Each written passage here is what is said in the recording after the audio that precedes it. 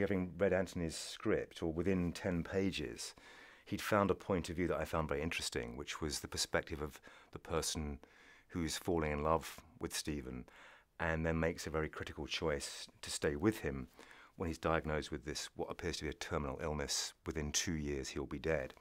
So that perspective was very important for me to understand how the film could be different from a conventional biopic of someone transcending their disabilities and their minds soaring into, the areas it did with Stephen. And so the film doesn't become really about his scientific career, although that's embedded in the story. It becomes a story of what it's like to live with someone who has that disability and that genius at the same time. And as you know, the story gets quite complicated emotionally, and that I felt was original to this story and to that situation. So what it's like to love someone who is suffering from that illness, and what the burdens then put on you as a carer and a lover and a wife. That felt very rich territory to me emotionally. I became quickly infatuated with the story on that level. Once I met him, I kind of knew he was the one. We got on very well.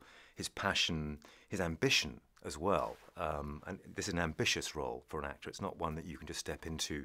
It's going to make big demands upon your physicality, on your emotional life too. It's not, again, it's a role that has an emotional cost, I think, for the actor who's going to do it. And that's very true of Jane's character too.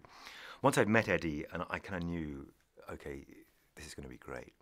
And you go through a little dance, and then you end up, that's the one you want to work with.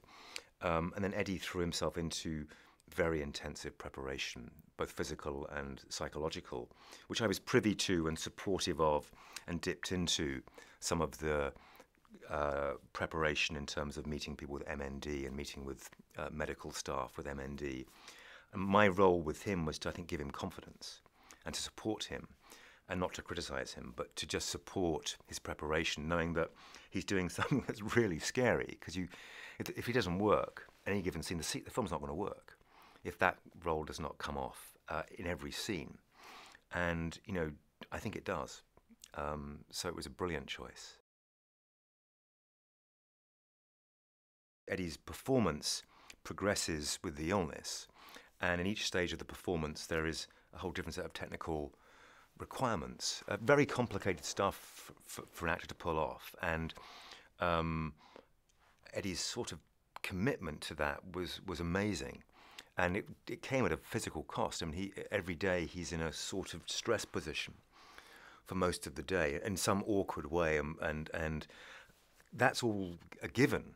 He then has to make this character emerge and project out of the disability, and that is the great achievement of the performance.